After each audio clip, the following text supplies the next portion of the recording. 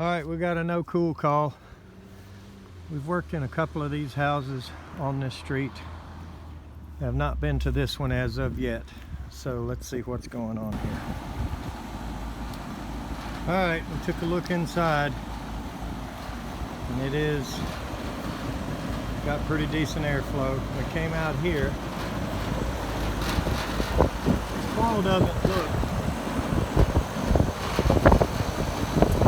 terribly bad, but I can feel a lot of air right here and hardly any up here, which tells you the coil is clogged.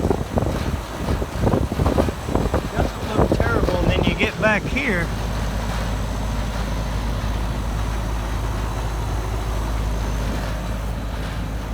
Dryer vent right there.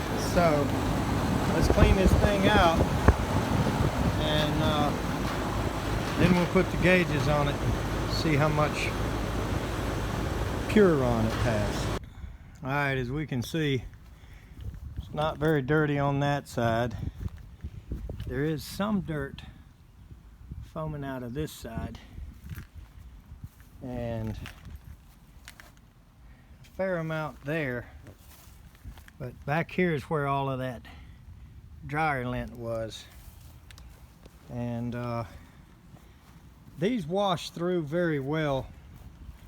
Some units are different than others. These wash through back in very well, but because of this one being so bad on the back side there, I'm just going to pull this. You know, a normal maintenance thing, I don't have to back flush, but this I'm going to go ahead and pull the fan, and we're going to back flush this from the inside out, and then we'll let it run and dry out a while, in 10-15 minutes, and then we'll take a good accurate reading on the pressures. All right, so let's see what comes out of it.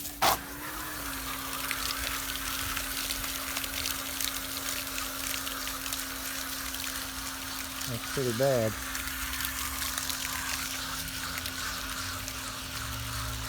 Definitely too much there to have pushed back through to the inside. I don't have a problem on a normal maintenance with that, but when it was this dirty, well, look at that. I mean, it would have seriously been washing it in there. So let's see what we can get out of it here. It's going to work much better like that.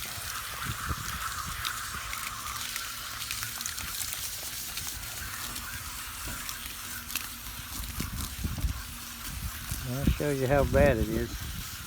I'm going to get both hands on the wheel here. Alright. She's flowing air now. Much better airflow coming through the coil. It's actually going up now instead of straight at me here. As you can see,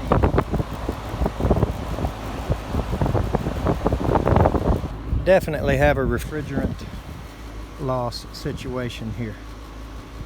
So I'm going to go through my normal steps, which is the first thing I'm going to do is recharge it and get it up to optimum operating efficiency. But if they want us to look for the leak, and I'm really not the one that makes that decision,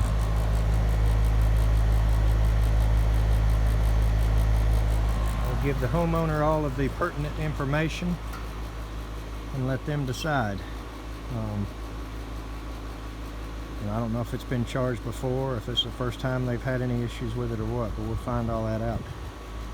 If they want us to look for the leak, then we'll find the leak and repair it and remove all of the refrigerant and start over. Because as we know, the blend is not going to be perfect when you do a top off from a leak, but it will at least get this thing back up to cooling. So let's get it charged up. All right. Give this thing a few short blasts and Watch what it's doing.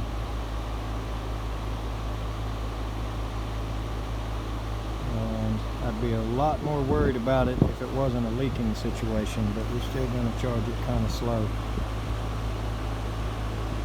and let it react and let it build up the subcooler.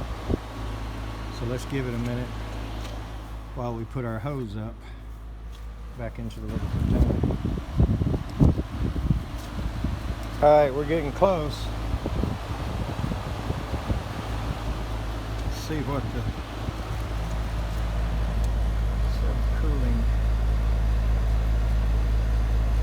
suggested target.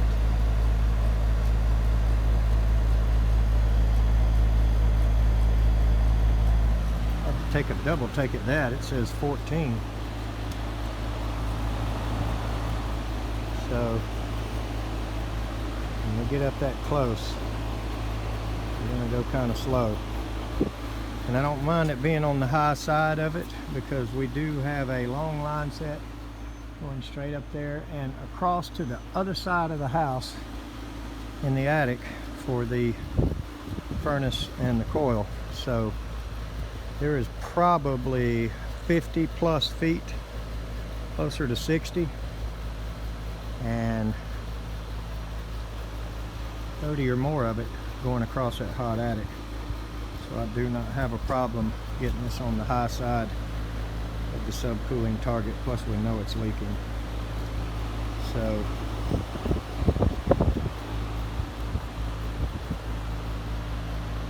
we'll watch it just a few more minutes. Alright, so the customer did say that somebody had put refrigerant in it once before, and to the best they can remember, it's been a couple of years. So I went up in the attic and I looked all the weld joints, you know, for oil and whatnot, and just kind of did a quick overall look at it the best I could, and we didn't see any oil or anything when we had this open before we flushed it out. So we're going to have to do a nitrogen test here. She does want that done, so I've got that scheduled. We're hoping for Saturday to get back out here, and we'll pump this thing down, and we'll start by valving it off right there and putting some high pressure on the indoor, and then going up there with a sniffer. And then if that doesn't get us anywhere, we'll remove all the refrigerant and just put pure nitrogen in it, and we will start clocking it from there and see what happens on the indoor portion. Look at that sky. A couple more calls to get to, and I'm hoping all of that blows over. So let's get on up the road. Thanks for watching.